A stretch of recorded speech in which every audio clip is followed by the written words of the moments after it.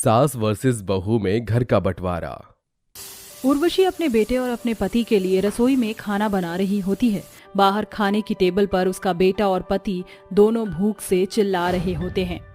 अरे और कितना इंतजार करवाओगी भाग्यवान, भूख के मारे कलेजा टूटा जा रहा है, खाने को दे दो। अरे माँ, मुझे ऑफिस के लिए देरी हो रही है, एक काम करो, मेरे हिस्से का खाना तो आप पैक ही कर दो, मैं ऑफिस में ही खा लूंगा।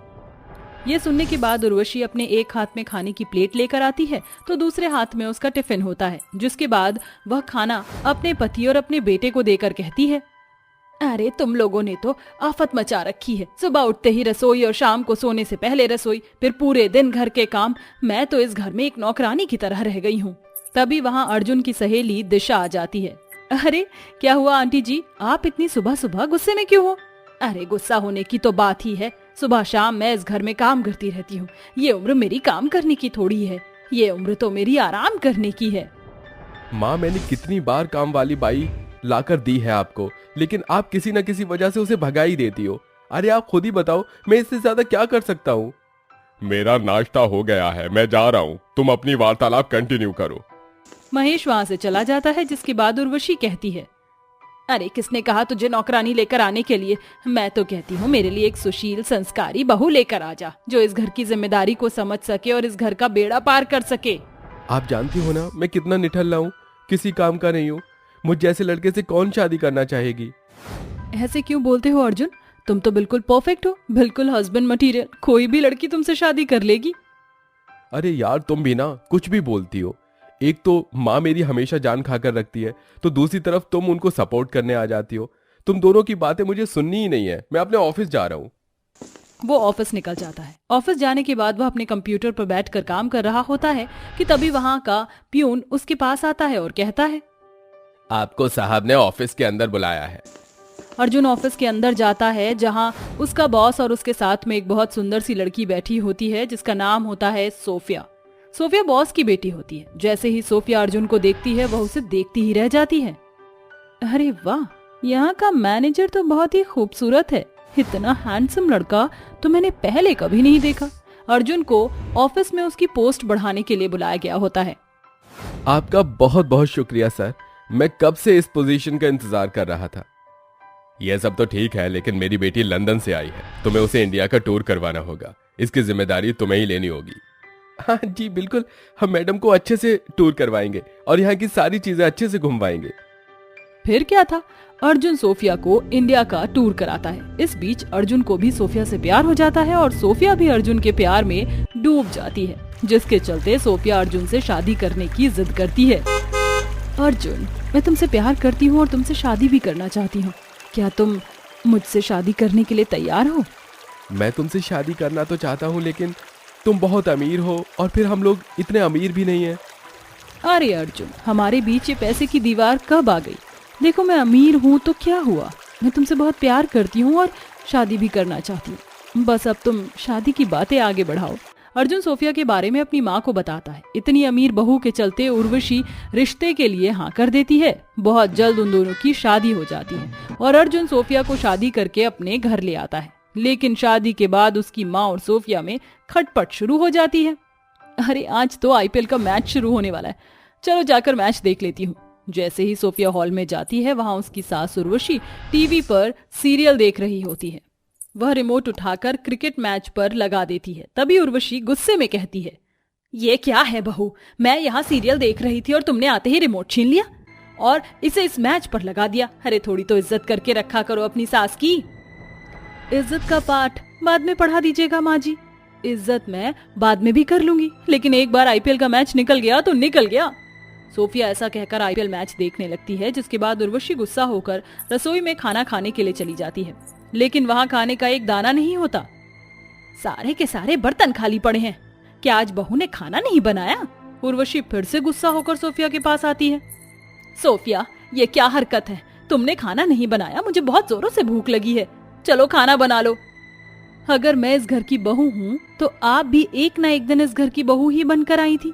अरे सारे काम मैं ही करूंगी क्या? एक आईपीएल का मैच भी नहीं देखने देती हो। एक काम करो, आप खुद ही खाना बना लो।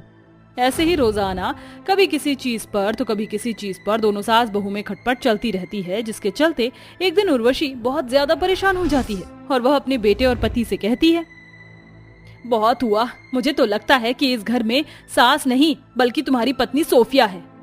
मेरी कोई बात नहीं सुनती है। ऐसा कौन करता है अपनी सास के साथ? अब तो इस घर के अंदर सोफिया रहेगी या फिर मैं रहूंगी। आपके जैसी सास हो तो घर का बंटवारा हो जाना ही बेहतर होगा।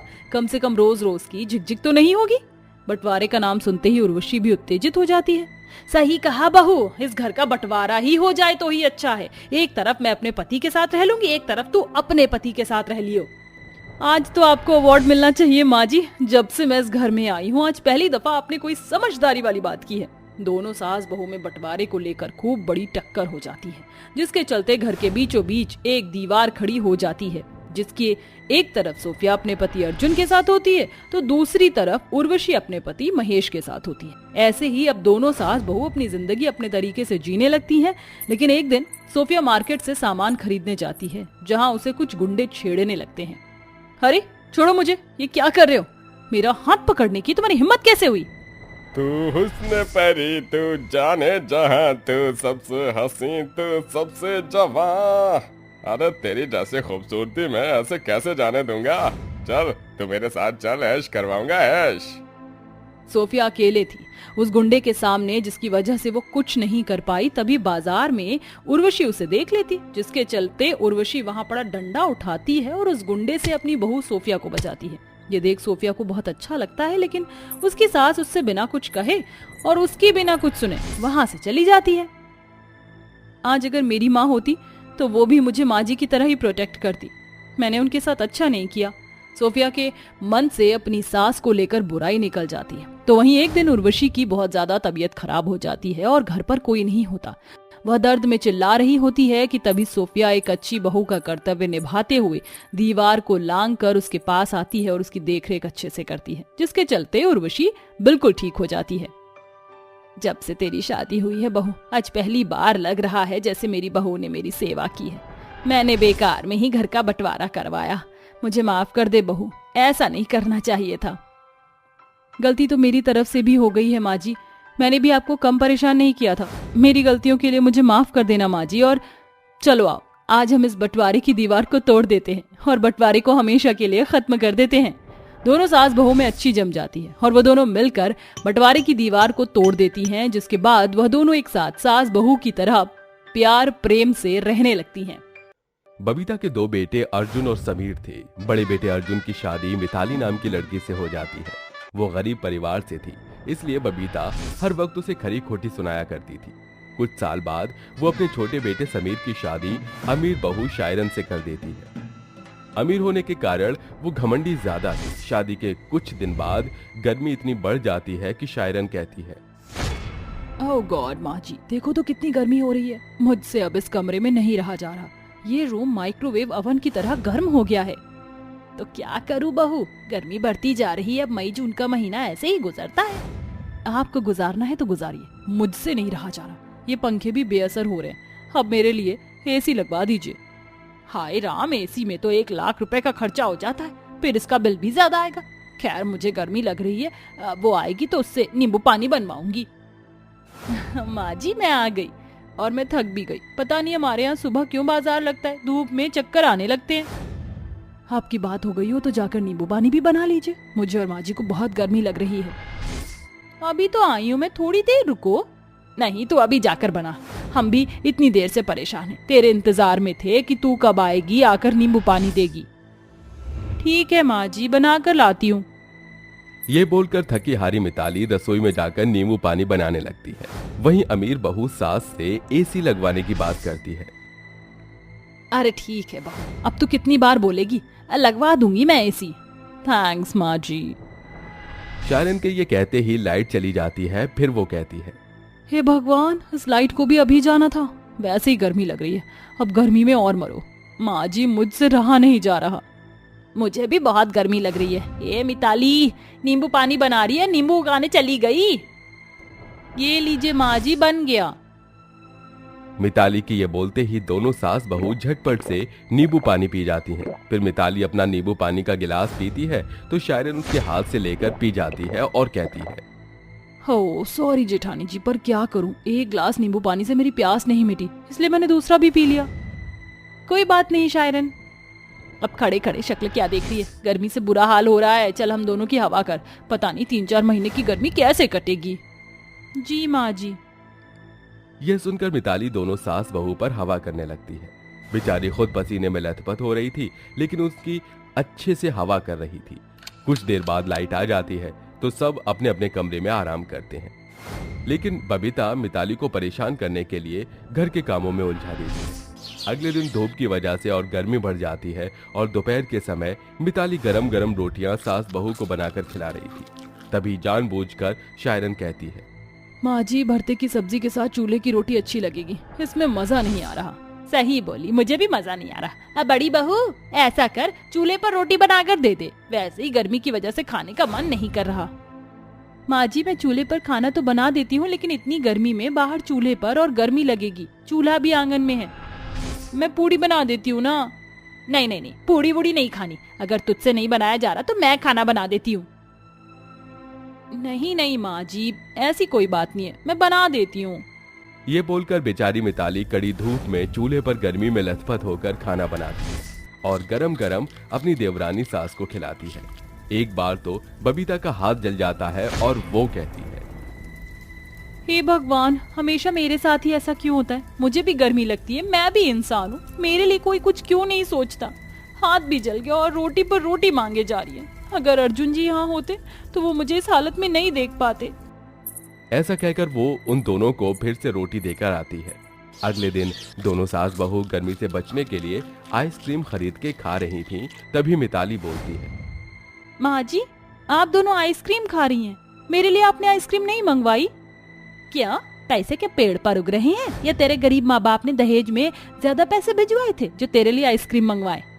ये तो मेरी शायरन बहू के खाने का मन था तो उसके लिए मंगवा दिया मैंने, तुझे क्या जरूरत है? तू तो वैसे भी गर्मी में ही रही है।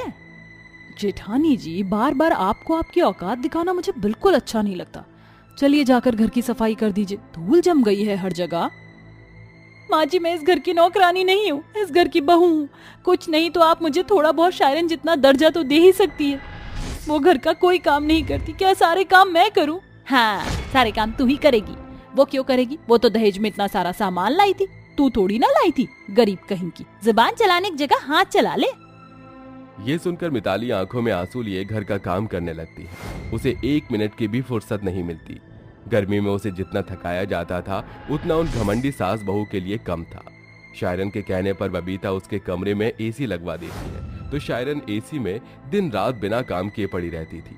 वहीं सास के कमरे का पंखा खराब हो जाता है तो सास मिताली के कमरे का पंखा अपने कमरे में लगवा लेती है। कुछ देर बाद मिताली को अपने कमरे में पंखा नहीं दिखता तो बबीता से बोलती है, माँ जी, मेरे कमरे का पंखा कहाँ है?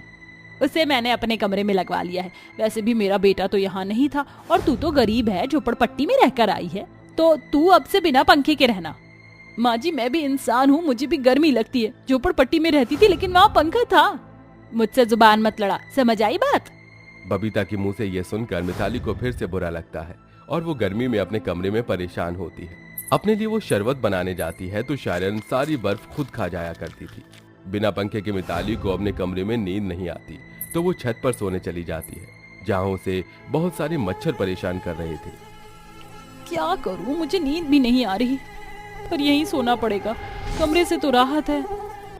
ये बोलकर खुद को चादर से ढककर मिताली सो जाती है। वक्त गुजरता है, सास बहू से तंग करने के लिए टंकी का सारा पानी खत्म कर दिया करती थी और बबीता अपनी अमीर बहू को ज्यादा सुविधा देती थी। बबीता मिताली से इतना काम करवाती है कि पानी की कमी से उसे कमजोरी हो जाती है। वो घर के काम धीरे धीरे कर रही थी। ये देखकर बबीता कहती है, ये कछुए की चाल की तरह धीरे धीरे काम क्यों कर रही है? हाथों में जान नहीं है क्या? गर्मी लग रही है और स्पंज के रसगुल्ले खाने का मन है, जाकर बना। माँ जी, मेरी हालत खराब हो रही है, उल्टी जैसा मन हो रहा है। माँ जी, आप देख रही हैं कैसे काम ना करने के बहाने मार रही है। बहाने की बच्ची, चुपचाप जाकर रसोई में स्पंज के रसगुल्ले बना, वरना तेरी टांग तोड़ दूंगी। ये सुनकर जब वो रसोई में रसगुल्ले बना रही होती है कि तभी उसका पति शहर से लौटकर उसे सरप्राइज देने रसोई में आता है। मिताली, सरप्राइज! क्या कर रही हो? अजी आप आ गए। मैं रसगुल्ले बना रही थी, आप खाएंगे? ये कहते ही वो अर्जुन की बाहों में बेहोश हो जाती है। तभी अर्जुन फौरन डॉक्टर को बुलाता है, जहां डॉक्टर कहता है, अरे कैसे लोग हैं आप? जब इतनी गर्मी हो रही है और इनकी तबीयत पहले से ही खराब है, फिर भी हॉस्पिटल लेकर नहीं आए। इन्हें पानी की कमी है। फिलहाल तो मैंने ग्लूकोज चढ़ा दिया है, इन्हें बेड रेस्ट करवाइएगा। अच्छा ठीक है डॉक्टर साहब। डॉक्टर के जाने के बाद अर्जुन अपनी माँ से सवाल जवाब करता है। माँ, मिताली की तबीयत इतनी खराब कैसे हो गई? अगर इतने दिन से उसकी तबीयत खराब थी तो आपको डॉक्टर के पास दिखाना चाहिए था ना। कहीं आप पहले की तरह उसे टॉर्चर तो नहीं कर रही थी? छी माँ, शर्म आनी चाहिए आपको। आपकी नीची आंखें मुझे सब कुछ कह गईं। अर्जुन जी जाने दीजिए। ऐसे कैसे जाने दूं मिताली? क्या आप दोनों को ही गर्मी लगती है? सिर्फ यहाँ कमरे में पंखा भी नहीं है। ऐसे बर्ताव कोई करता है क्या? मुझे माफ कर दे बेटा, माफ कर दे मिताली बहू। मेरी अक्ल पर पत्थर पड़ गए थे जो मैं बहू के साथ ये सब करने लग गई। हाँ जेठानी जी, मुझे भी माफ कर दीजिए। मैंने आपके साथ गलत कर दिया, लेकिन अब हम दोनों बहनों की तरह रहेंगी। बिल्कुल, बीती बातों को भुलाकर अब हम अच्छे से नई शुरुआत करेंगे।